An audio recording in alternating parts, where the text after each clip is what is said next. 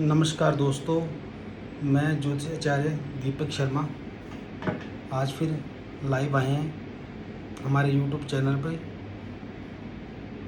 आप सभी को नमस्कार दोबारा से। और दोस्तों, आज बात करेंगे ज्योतिष के बारे में। जिन लोगों की कुंडली या जन्म तारीख सही नहीं है, ऐसा इंसान को क्या उपाय करने चाहिए और क्या नहीं।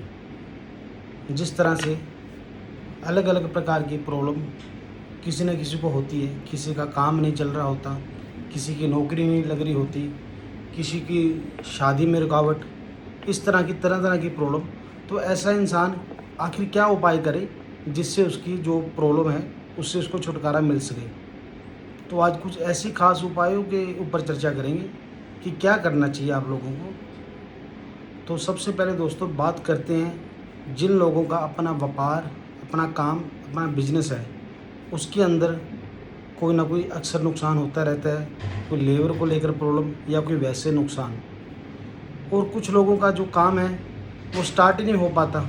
जब भी काम को आगे लेके जाने की सोचते हैं, कुछ करने की सोचते हैं, तभी कोई ना कोई दिक्कत आ जाती है। तो ऐसे लोगों को आखिर क्या उपाय करने चाहिए। सबसे पहले तो जिन लोगों का काम या फैक्ट्री अपनी है, चल रही है, और उसके अंदर कोई ना कोई व्यापारिक नुकसान किसी भी प्रकार का हो सकता है। कोई मशीनरी से संबंधित कोई इलेक्ट्रॉनिक पार्ट ख़राब हो रहा है, या कोई लेबर प्रॉब्लम परेशान कर रही है, या पेमेंट नहीं मिल रही मार्केट से। ऐसे लोगों को क्या उपाय करना है। तो ऐसे लोगों को लगातार 1.25 किलो बाजरा अपने गोदाम या फैक्ट्री पर ला के रख लेना है किसी भी शनिवार के दिन। और शनिवार को रखने के बाद जैसे ही अगला शनिवार आएगा, वो अगले शनिवार को उसने वो सारा बाजरा उठाकर किसी पंछियों को डाल देना है या जल प्रवाह कर देना है। जिन लोगों का काम में कोई ना कोई नुकसान हो रहा है, ऐसा आपने लगातार 3 शनिवार करना है। तो आप देखेंगे आपके काम में जो आपको समस्या आ रही थी उससे आपको छुटकारा जरूर मिलेगा।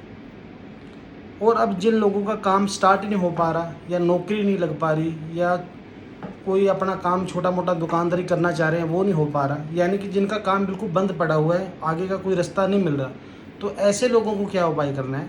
तो ऐसे लोगों को अपने घर के अंदर 1.25 किलो हरी मूंग की दाल किसी भी मंगलवार या बुधवार के दिन रख लेनी है।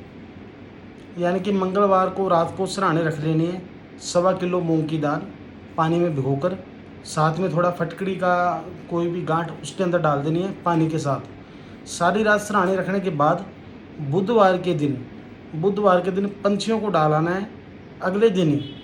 तो ये उपाय आप शुक्रवार को रखकर शनिवार को भी कर सकते हैं, और मंगल की रात को रखकर बुधवार को भी कर सकते हैं।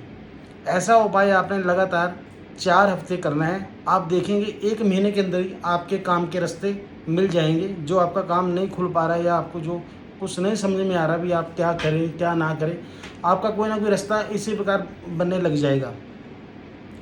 और इसी बीच में बात करते हैं जिन लोगों का पढ़ाई में मन नहीं लगता, या बच्चों का पढ़ाई में मन नहीं लग पा रहा, या पढ़ाई में कंसंट्रेट खुद नहीं अच्छा हो पा रहा, या याद करते हैं फिर कुछ समय बाद भूल जाते हैं। तो ऐसे लोगों को क्या करना चाहिए। ऐसे लोगों को कोशिश करें लाल पेन का यूज़ करें। अब जैसे रेड पेन स्कूलों में मनाही होती है, अगर आप ऑफिस वगैरह में कर सकते हो तो अच्छी बात है। अगर जॉब करते हो तो लाल पेन आप यूज़ कर सकते हो। पर जो स्कूल वगैरह में बच्चे लाल पेन यूज़ नहीं कर सकते, तो ऐसे लोग बच्चों को क्या करना चाहिए, कोशिश करें पेन का जो कलर है वो लाल हो, या पेन का जो कैप है वो लाल रंग का होना चाहिए। और सुबह उठते ही गायत्री माता का जाप करना चाहिए 11 बार।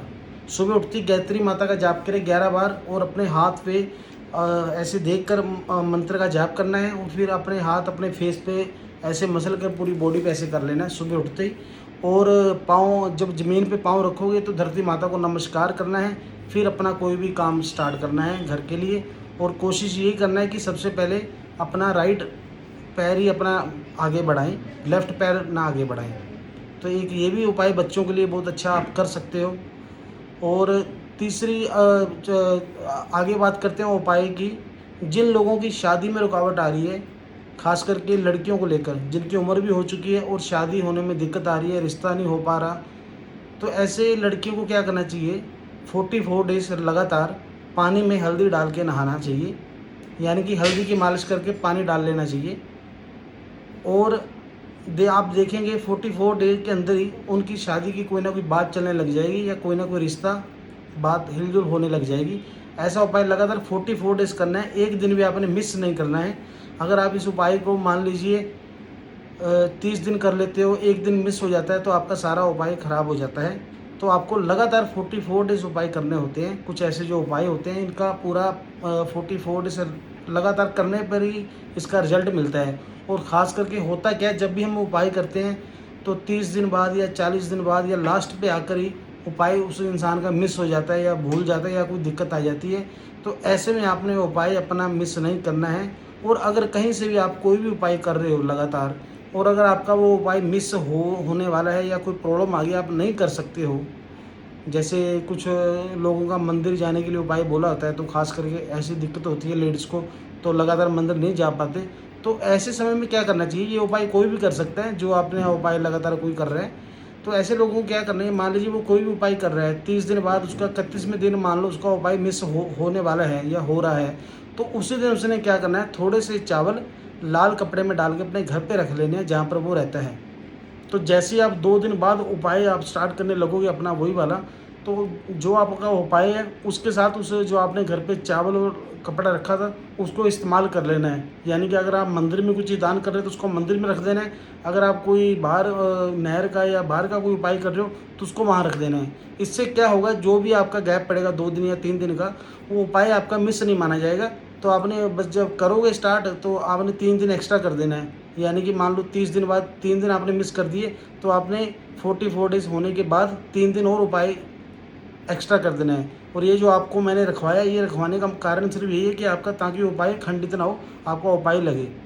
और जिन लड़कों की शादी नहीं हो पा रही है, उनके रिश्तों में लेकर दिक्कत आ रही है, या कोई भी किसी भी तरह की प्रॉब्लम आ रही है, तो लड़कों को, जेंट्स को खास करके दही की मालिश करके नहाना चाहिए 44 डेज लगातार। ये लाल के तो आपके छोटे छोटे उपाय हैं जो बहुत ही असरदार उपाय हैं। अगर आप मन से इन उपाय को कर लेते हो तो आपको यकीन मानिए ज़रूर आपको इस उपाय का रिजल्ट ज़रूर मिलेगा। और इस तरह से शादी की रुकावट जो भी है, तो सबसे पहले मेन तो बात दोस्तों ये है कि अपनी जन्म तारीख दिखाकर ही उपाय करने चाहिए। पर जिन लोगों की जन्म तारीख नहीं है, ये खास उन्हीं के लिए उपाय बताए गए हैं, इनको हर कोई ना आजमाए। जबकि नुकसान इन उपायों का कोई नहीं अगर आप कर भी लेते हो, परंतु जिनकी जन्म तारीख है उसको अपनी कुंडली दिखाकर उपाय करने में ही ज़्यादा उसको लाभदायक सिद्ध होगा उसको। तो इस तरह के कई तरह के उपाय आते हैं लाल किताब के अंदर। और ख़ास करके परहेज़ क्या करने हैं जो आजकल लोग करते हैं, जैसे कि कुछ लोग कबूतर वगैरह घर पे रख लेते हैं।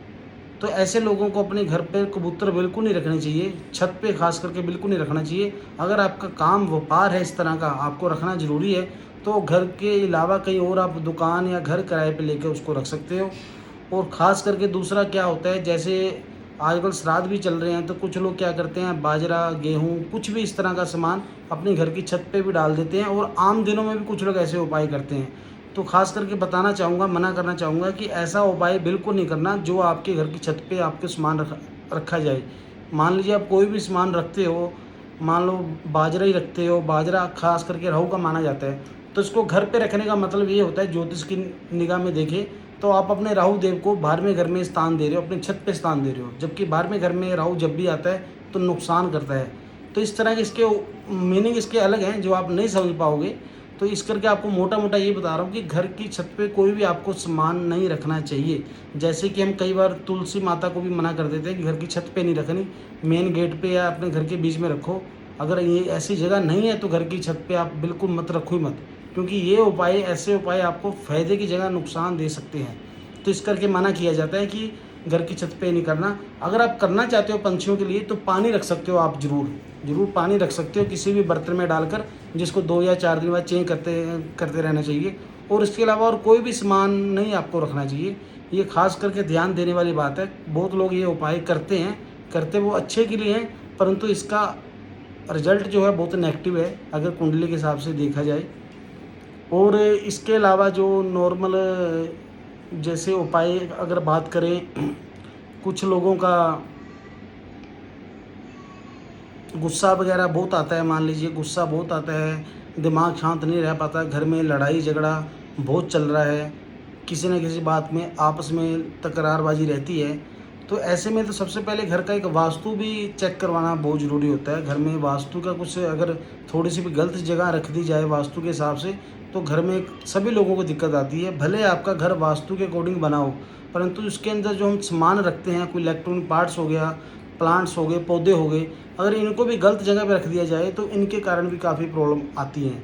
तो इनके लिए एक छोटा सा उपाय बताना चाहूँगा। अगर आपको अपने घर में नेगेटिविटी लग रही है, अगर आपको पता है कि आपका घर का वास्तु ये प्रॉब्लम है और आप उसको ठीक नहीं करवा सकते, तो ऐसे में क्या करना है अभी, जब तक आप उसको ठीक नहीं करवा सकते, तो ऐसे में जब भी आपके घर पे पोछा लगाते हो आप सुबह के टाइम, तो हर रोज़ पोछा लगाते समय उसमें थोड़ा सा सेंधा नमक डाल लेना है। सेंधा नमक डाल के पोछा लगाना है और पोछा लगाने के बाद घर पे कपूर जला के सारे घर में कपूर दिखा देना है।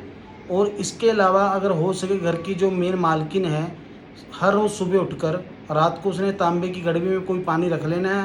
रात को सुबह उठकर सबसे पहले उठते ही उसने सुबह उठते ही उसने घर की दहलीज पे वो पानी डालकर आना है। एक ये भी बहुत अच्छा घर की तरक्की के लिए, खुशहाली के लिए उपाय बोला जाता है। अगर आप ये भी आप लगातार 40 डेज़ ऐसे उपाय छोटे छोटे आजमाते हो, तो यकीन मानो आपको इन्हीं दिनों में काफ़ी ज़्यादा अच्छा रिजल्ट मिलेगा आपके घर को लेकर। जो जो आपको दिक्कत है, अलग अलग परेशानी है, तो इनमें भी आपको काफ़ी बदलाव देखने को मिलेगा आप इसके अंदर।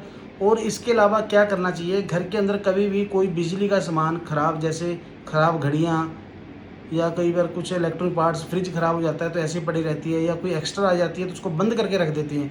यानी कि इलेक्ट्रॉनिक पार्ट्स कोई भी घर पे ख़राब नहीं रखना चाहिए। अगर कोई सामान है आपके पास एक्स्ट्रा, तो उसको भी बंद करके नहीं रखना चाहिए, कभी कभी उसको यूज़ करते रहना चाहिए। क्योंकि ख़राब सामान बिजली का जितना भी है, ये राहु है दोस्तों, राहु को जितना भी घर पे आप स्थान दोगे उतना ही आपको नुकसान करेगा।